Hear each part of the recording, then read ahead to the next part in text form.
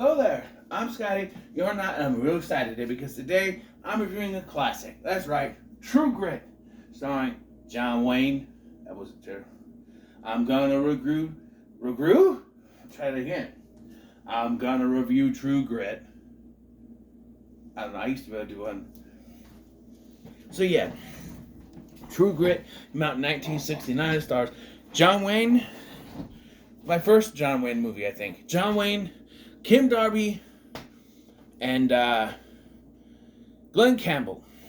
Oh, Robert Duvall. And Wilford Brimley in the exciting role of Minor Role. Yes, I had to point that out because I was looking through the cast and it says in the cast on Wikipedia, Wilford Brimley as Minor Role. That is the role. Minor Role. That is the character name, apparently. Minor Role. I don't know.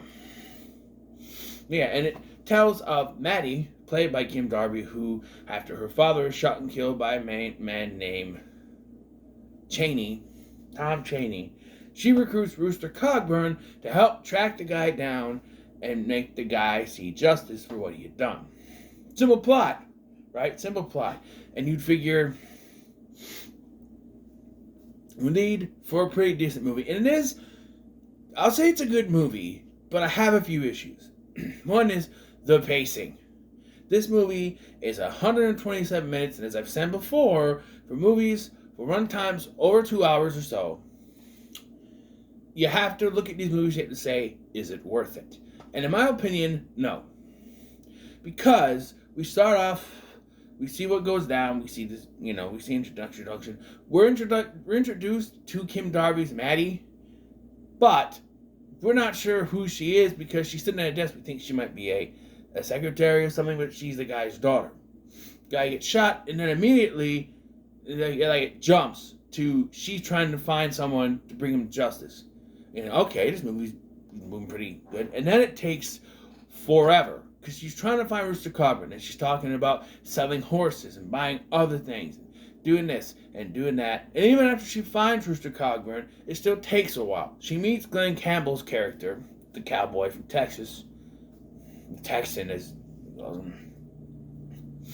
And he's kind of there at this boarding house sort of situation that they're at, where Rooster Cogburn also is. She eventually convinces him, and it still takes a while. And then it really gets frustrating. They finally get on horses and finally go out. First of all, they argue over if she's coming or not, and she ends up kind of following them anyway. So what do? They sit and they have some food. And then it seems like, okay, we see a forest. Now it's finally time to go. No, another rest period where we have to build a fire and just sit there and talk. I was like, are we going to get any Western action? This is a Western. I'm thinking, right? That's not till the later half. There's a lot of sitting and talking and moving and sitting and talking. Like, at this point, like, you have Glenn Campbell out there turkey hunting. After he's told, hey, after he just said, hey, well, you shouldn't burn the fire that big or we'll give ourselves away. He's out there shooting a rifle trying to turkey hunt. Didn't you just say, come on, give yourself away? No. And it still takes a while to track him down. They gotta go to a place, they gotta talk to these Native Americans. They say Indian, they're wrong. Native Americans, and more sitting and talking, and more sitting and talking. This has more sitting and talking than I would think a Western should have. I think draw, which we get that, but it's not till the second half of the movie. The first half of this movie, and I get it, it's based on a novel, so sure. The first half of this movie is just filler. Not like filler, but it's basically just a lot of exposition and talking and bargaining with people and making bets and getting to know our characters, but at some point, you're sitting here, you want to watch a Western, you want to watch it for those gunfights, you want to watch with all the action and stuff, right? Think of this. What if the Mummy, right? What if the Mummy, instead of having all those action scenes at the beginning, you had the backstory, and then it just cut to,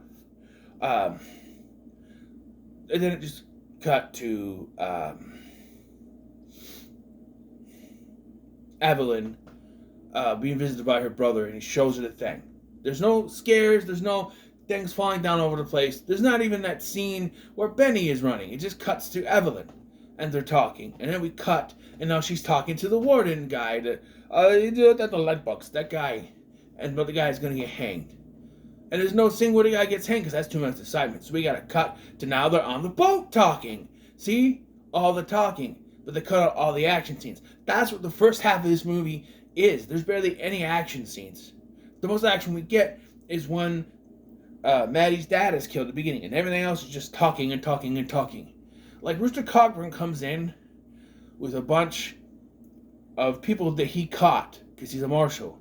Wouldn't it have been cool to see a scene of him catching them? No, he just walks in. She's like, where's Mr. Cogburn? No, he's right there. And he's coming in with these things. He's like, well, wouldn't it have been cool to see a scene of him catching them?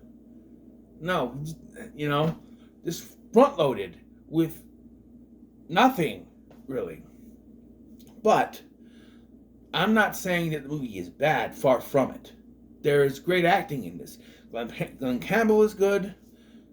John Wayne, of course, is real good. As the character, right, of Rooster Cogburn. He's great. Kim Darby, how old is she supposed to be? She was 22 here. I can concede, maybe in movies we have characters playing younger, but she seems like she's playing 12. Always calling him Papa. I'm going to get him, and I'll make sure he pays for what happened to Papa. Also, there are so many scenes of her complaining because the Texan, Glenn Campbell's character, he has a thing where he can bring Tom Chaney in, dead or alive, and it's gonna give more money for them.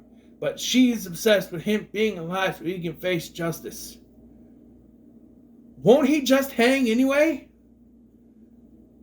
Isn't that justice in the Old West, is hanging? Right? So it doesn't matter whether he's brought in dead or alive because he's going to die anyway. He's facing his justice. And then I have a complaint with the last part of the film. It all just sort of, like we have some gunshots, some, things. Eventually, somehow, Maddie ends up with the bad guys. Like, she gets caught by the bad guys, and so now Rooster and the Texan, I keep calling him that, LeBeef. Yeah, that's what his name. It smells like it's LeBeouf, but LeBeef. Rooster and LeBeef have to come rescue her, right? And then it devolves into, Robert Duvall gets killed, right? He's shot. And then she falls into a snake pit, and she ends up getting bit. And then, she doesn't trust Chaney, so Chaney gets shot. He falls into the pit, and then they have to rescue her from the snake pit. Why is it so convoluted? Why does she have to fall into a snake pit? Why can't they just come in, shoot the two guys, and rescue her? Why can't they have a shootout? Hey, well, us versus you, a shootout for the girl. And they do the whole, maybe that's more spaghetti western than anything. Maybe I'm thinking more Clint Eastwood than anything. But, it feels so convoluted to have the snake pit involved. And she gets bit. And then there's Rooster Cogburn is so concerned about her that he's like, how much you want to bet that she survives? And I'm just like, really? You're going to bet a girl to life? For money? What? This girl that you rode with. And now careful, you're calling her a little sis. Right? Little sis. We call my sister that, sis. Cece. That's what I call her. Cece. She came to it. I stopped calling her after a while. I don't know why I started calling her. I just became that. But, yeah. But, yeah, and then she's perfectly fine. I do like the scene at the end, though, where she's like, is my family here? Did Papa live here? My family's gonna be here. My mama's gonna be here. My papa here, and I'm gonna lay right here next to Papa. And I want you to lay here with us too. He's like, well, don't you want, husband, kids, all that? Eventually she would, but and he ends up agreeing to it, I guess, and that's how the movie really ends. I liked the song at the beginning. I always forget older movies like this, they have the credits at the beginning instead of the end. Like older Disney movies do that too. It's the credits at the beginning and at the end. It's just like bum bum bum bum, and you have trademark, the end, trademark, whatever year it was, at the end of the movie. Movies used to do that, where it was the quick ending and it goes to the DVD disc, DVD menu. Excuse me, but yeah, overall, I enjoyed it. I thought it looked real good. I'm sure it's remastered. It's in widescreen, fit the entire screen of mine. It looked real good. The sound went from being good to sometimes having that, older movies have sometimes. Even if they remastered the audio, you still get that every once in a while, But it looked real good. The colors and everything looked great. The acting, like I said, is pretty good. Robert Duvall doesn't get much screen time. I wish he did. Now he plays Ned. He's not really the villain, but there's people tracking him down too because he robbed a stagecoach or something, and so they're trying to get him as well. So he's really the main villain. Chaney's sort of just the guy they're after, but he's not. He's really like a henchman more than anything. When he shows up, I think he barely has lines, to be honest. It's really Duvall that's the villain. And for that role, he does pretty good, but he's not on screen enough. And again, if Chaney's the one they're after, we don't see him. We see him at the beginning. We don't see him again until like the second half of the film when everything's going down. It's like there needed to be more of stuff tethered through. Like, we are with them the entire time until we finally get to the bad guys. We don't see the bad guys' point of view at all, which is kind of a missed opportunity, I think. I think we should have seen more of the bad guys' point of view, especially, like, what if we did this? What if Chaney killed him and it was sort of an accident? Or, he killed him, he was in a drunken state. I think that's how it happened. It was a drunken state, he killed him over something. And then we follow him, he's sort of on the run from the law, and we see both sides. We see him running from the law, meeting up with Duvall or Ned, and kind of organizing that stuff, and we see his stuff. We see like both sides. We see him as a fugitive running. We see our characters getting things together. Kind of both sides of the situation. But it's only one-sided, and then we finally see the bad guys in the second half. It's a little lopsided. Is lopsided the word? I don't know, but I don't know about the director, because it looks real good. Like I said, the director is that's the music. No, a film by Charles Hal Wallace production. Come on, who's the director? Directed by Henry Hathaway. The only thing I think I know he did was The Sons of Katie Elder, which is also John Wayne, I think. Or is that Clint Eastwood? I think it's John Wayne. But it looks good. Like, it's shot real well. It just, I don't know. It's just one of those movies. It's an older movie. Older movies don't always, sit well with me, but I still think it's pretty good. I'm gonna give it a very high middle of the road because I think it's very well done. I just feel like there's a first half of nothing, talking and sitting and talking and moving and sitting and talking till finally the action happens in the second half, the later part of the second half. Even it's just feels front loaded. Like, it's 127 minutes long. That's 2 hours and 7 minutes, and it just feels you feel that time. Runtime, I think, and I feel like you could have let in some stuff. Again, I say the perfect runtime for a movie: 90 minutes. Take out a half hour of stuff, right? Make it 97 minutes. Take out some of the stuff, like her bargaining with the,